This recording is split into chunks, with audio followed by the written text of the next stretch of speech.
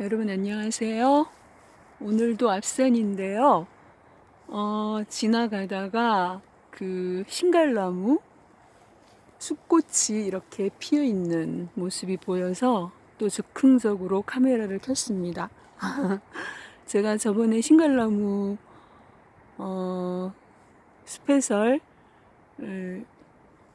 했을 때 그때는 이런 잎과 그리고 꽃들이 피지 않았는데 이렇게 새롭게 돋아난 꽃과 잎을 보여드리고 싶어서 켰습니다. 신갈나무는 참나무 종류 중에 가장 산 중턱 이상에서 볼 수 있는 나무라고 생각하시면 되고요. 참나무라는 나무가 없다는 거 저번에 말씀드렸었죠. 도토리를 맺는 이런 신갈나무, 떡갈나무, 그 다음에 갈참나무, 졸참나무, 또 상수리, 굴참나무 이렇게 6가지 종류를 다 총칭을 해서 참나무라고 한다는 걸 말씀드렸었죠. 이 참나무 종류는요, 참나무목, 참나무과, 참나무 속에 속하는 분류학상으로 그렇게 분류가 되는데요. 그 중에서 신갈나무는 우리나라 산야에서 아마 참나무 종류로도 그렇고 전체를 다 합쳐서도 그렇고 아마 가장 그 개체수로 우위를 점하고 있는 나무라고 생각하시면 될 것 같습니다. 신갈나무 투쟁기라는 책에서 제가 그 책 읽고 왜 투쟁기라고 표현하게 됐는지 어떻게 해서 그 소나무를 이겨내고 우위를 점하게 됐는지 그런 얘기들 궁금하신 분들은 신갈나무 해설 영상을 한번 보시면 좋겠습니다. 여기서 지금 이 잎들이요 다 이렇게 거꾸로 거꿀 모양 거꾸로 매달린 달걀 모양이라고 해서 거꿀 모양이라는 이런 표현으로 불리는데요. 이렇게 새로 난 가지 끝에 이렇게 아래로 매달려 있는 이 꽃들이 숫꽃이에요. 정말 소박하게 생긴 꽃이죠. 이 세상에 아름다운 꽃들이 너무나 많은데 참나무 종류의 꽃들은 다 이렇게 생겼습니다. 그런데 암꽃은 안 보여요. 저번 학교 답사 가서 찍은 영상에서 소나무 꽃들도 보였는데 암꽃은 안 보인다고 말씀드렸었죠. 그 이유가요. 이 참나무도 소나무처럼 풍매에 의해서 타가 수분을 하는 그런 나무입니다. 자가 수분은 자기들끼리 그 한 나무 안에 암꽃과 숫꽃이 있어서 그 꽃 안에서 그 수분이 일어나는 그런 현상을 자가 수분이라 하고, 타가 수분은 그렇게 하지 않고 이 소나무 숫꽃처럼 이 신갈나무 참나무 종류의 숫꽃들도 이제 이 꽃들이 나중에 성숙하여지면 엄청난 양의 그 가루들을 이제 날리게 되는데, 바람이 매개가 되어서 그 수분을 하는 그런 현상이어서 풍매라고 하는데, 굉장히 많은 양이 이제 다른 신갈나무의 암꽃은 소나무도 그랬지만 소나무도 소나무는 이렇게 아래로 늘어지진 않았는데 소나무도 위치가 암꽃이 위라고 말씀드렸었잖아요. 이 신갈나무, 참나무 종류도 아마 암꽃이 이렇게 위쪽으로 고추 세워서 이렇게 늘어지지 않고 위쪽으로 고추 세워진 모습으로 약간 자주색 같은 그런 그 암꽃이 피어나는데요.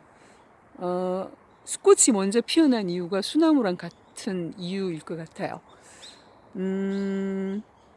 열성 유전자를 이어가지 않기 위해서 이제 이 소나무가 그랬던 것처럼 이 신갈나무의 숫꽃들도 다른 나무의 암꽃으로 가서 이제 암술에 그 꽃가루가 내려앉아서 타가 수분이 일어날 텐데요.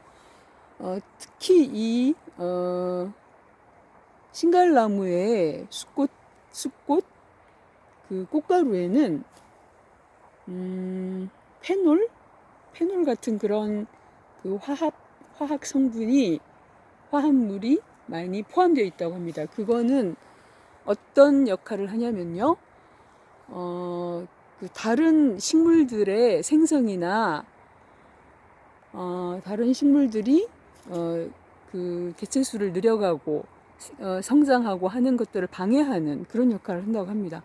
그러니까 굉장히 그 생태계에서 우위를 점할 수 있겠죠. 다른 식물들이 생성을 못하게 하는 성장을 못하게 하는 그런 역할을 하는 성분을 포함한 그런 꽃가루를 많이 날려보내기 때문에 그래서도 더 우리나라 산야에서 이 신갈나무가 우위를 점하고 있는 게 아닌가라는 생각이 듭니다.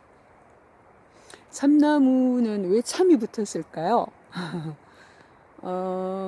우리 조상님들이 참을 붙인 이유가 있겠죠. 참깨, 참나물, 참취, 참나무 이렇게 이런 그 공통점들을 다 보면 참이 붙은 그런 식물들이 다 배고프던 시절에 그 아주 고마운 구황식품이라고 하나요? 먹을 수 있는 이 참나무도 도토리라는 귀한 먹을거리를 인간들에게 주는 정말 고마운 나무잖아요. 그래서 아마 참을 붙였을 거라는 생각이 듭니다. 그런데 신갈나무 한 나무만 참나무가 아니라는 거 말씀드렸죠. 저는 이 참나무 공부할 때 굉장히 처음에 굉장히 헷갈렸어요. 6가지 참나무 6종류가 있는데 제가 이 그 참나무 잎이 이렇게 생겼다는 거, 그리고 잠깐만요, 이 잎에 잎자루가 거의 없이 그냥 가지에 딱 붙어 있는 거 보이시죠? 잎자루 없다는 거, 숫꽃이 이렇게 아래로 늘어지고 암꽃은 위쪽으로 고추 세워진 모습으로 이제 나중에 피어나면 제가 또 보여드릴게요. 그 얘기까지 말씀드리고 이제 가면서 말씀드릴게요. 집 빨리 가야 돼서요. 그 참나무 종류를 제가 처음 배웠던 그 순간이 떠오르는데요.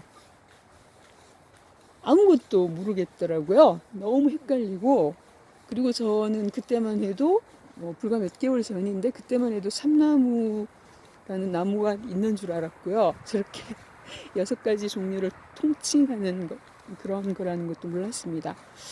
그때 야외 수업을 나가서 그 큰 나무 아래 이제 벤치에 다들 둘러앉아서 참나무를 비교하는 그런 페이퍼를 받아서 그 들여다보면서 참나무 종류에 대한 얘기를 듣는데 정신이 하나도 없고 하나도 모르겠더라고요. 다 헷갈리고. 그런데 지금은요, 제가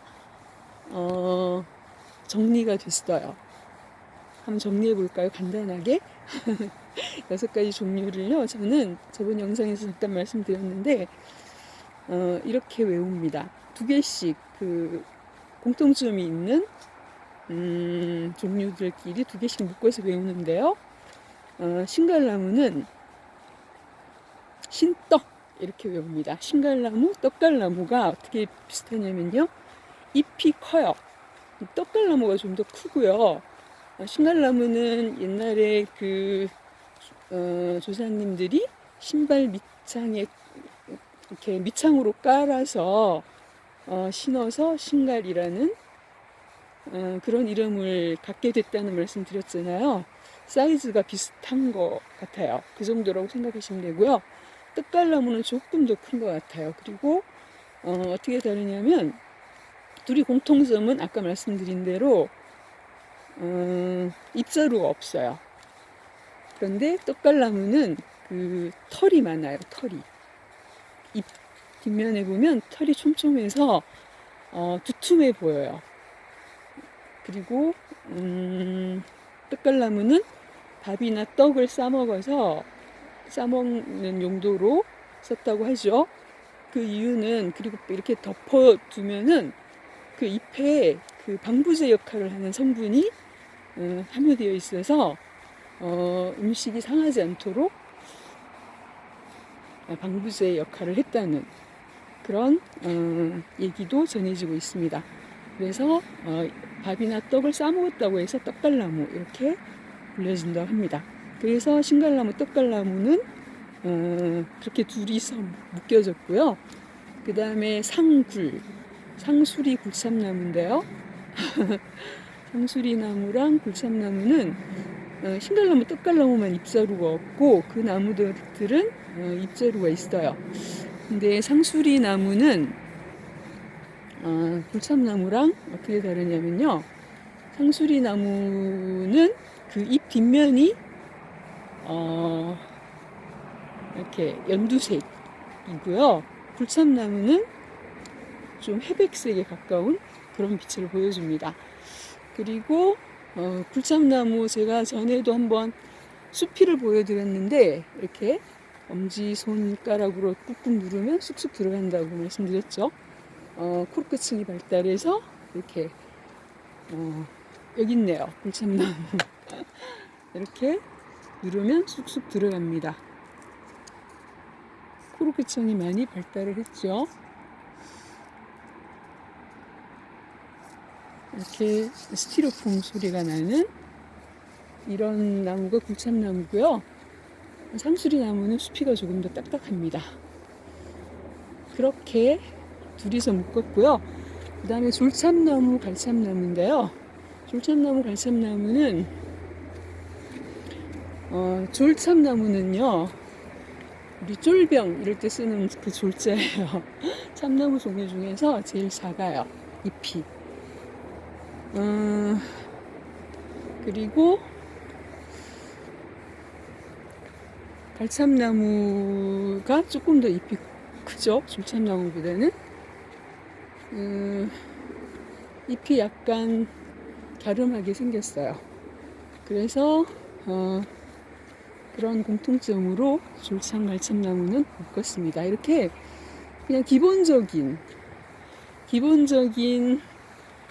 참나무 종류 6가지를 이제는 구분을 해낼 수 있어요. 그리고 나무를 보면 이제는 좀 구분이 되거든요. 여기 지금 여기 돌아가면 졸참나무. 아마 이 나무가 제가 보기는 졸참나무 같은데요. 졸참나무 새순이 이렇게 예쁘게 올라오고 있습니다. 제가 가을에 봤을 때 이 나무가 졸참나무였거든요. 이렇게요. 갈참나무는 저희 앞산 입구에 올라오는 그 앞산 입구에서 제가 나중에 보여드릴게요. 이 친구도 졸참나무 같습니다. 이렇게 이제 기본적인 사항으로 정리를 할 수 있고, 숲이나 나무나 잎을 보고도 이제 정리를 할 수 있게 된 이유는요, 관심을 가지고 제가 계속 그 앞산 오르내리면서 계속 그 주의 깊게 보고 들여다보고 또 공통점, 다른 점들을 이렇게 구분해서 제 머릿속에 자꾸 입력을 하고 그런 시간들을 제가 품었기 때문에 그것들이 가능해졌어요. 그래서 어떤 것들이 처음에 굉장히 혼란스럽게 다가오고 어렵게 느껴지더라도 저는 이제 어떤 생각이 드냐면요. 참나무 이 6가지 참나무 종류들을 제가 익숙해지고 예전보다 친숙해지는 그런 시간들을 가지면서 정리가 되는 이런 시간들을 제가 갖게 되면서 지금은 어렵지만 자꾸 들여다보고 품고 자꾸 그것들에 대해서 생각하고 애정을 가지고 내가 그것들을 알아가고자 하는 그런 마음이 있으면 언젠가는 이건 참나무 종류들이 내게 그렇게 된 것처럼 정리가 될 거야, 쉬워질 거야 라는 생각이 듭니다. 어떤 어려움들이 있으시면 그렇게 한번 생각해 보시면 마음이 가벼워지실 거예요. 그리고 그게 정말이고요. 여기 지금 또 예쁜 잎들이 보여서 물오리 나무예요. 몇 달 전만 해도 저는 물오리 나무라는 게 있는지도 몰랐는데 너무 예쁘죠? 요즘 물오리 나무 잎들이 너무 예뻐요. 햇빛이 비칠 때 보면 얼마나 예쁜지 몰라요. 그리고 지금 지나쳐 왔는데요. 이 친구들은 개나리네요. 철쭉 종류는 이렇게 만져보면 좀 끈적이거든요. 개나리란다. 개나리가 아니고 진달래요. 진달래는 이렇게 꽃에 점이 없어요. 그런데 철쭉 종류들은 이 안에 이렇게 점이 있습니다. 그 꽃만으로도 구분이 되고 잎을 만져보면 철쭉 종류들은 끈적임이 있고 진달래는 끈적임이 없다는 거요. 제가 뭐 보여드리고 싶었냐면은 덜꽃나무인데요. 덜꽃나무 요즘 너무 앞산에 너무 많이 보여요. 이렇게 하얀 꽃을 피워 올리려고 지금 준비를 하고 있습니다. 덜꽃나무 잎도 너무 예쁘죠. 자꾸 앞산에서 머무는 시간이 늘어져서요. 이러고 집에 가면 자꾸 저녁 식사 시간이 늦어져요. 계속 들여다보고 여기도 신갈나무, 금방 보고 온 신갈나무죠. 뭔가에 사랑에 빠지면 이렇게 되는 것 같습니다. 시간 가는 줄 모르고 계속 들여다보고 예뻐하고 그렇게 되는 것 같습니다. 이 친구는 3번 나무예요. 3번 나무 하얀 장미과 하얀 꽃이 피어난 나무들도 있는데 이 나무는 아직 꽃은 피우지 않고 있습니다. 여기 졸참나무랑 신갈나무가 나란히 같이 있네요. 이제 빨리 집에 후다다닥 뛰어가야 되겠어요. 여러분 오늘도 함께 해주셔서 감사합니다. 참나무 종류에 대해서 오늘도 두서없이 말씀드렸습니다. 안녕히 계세요.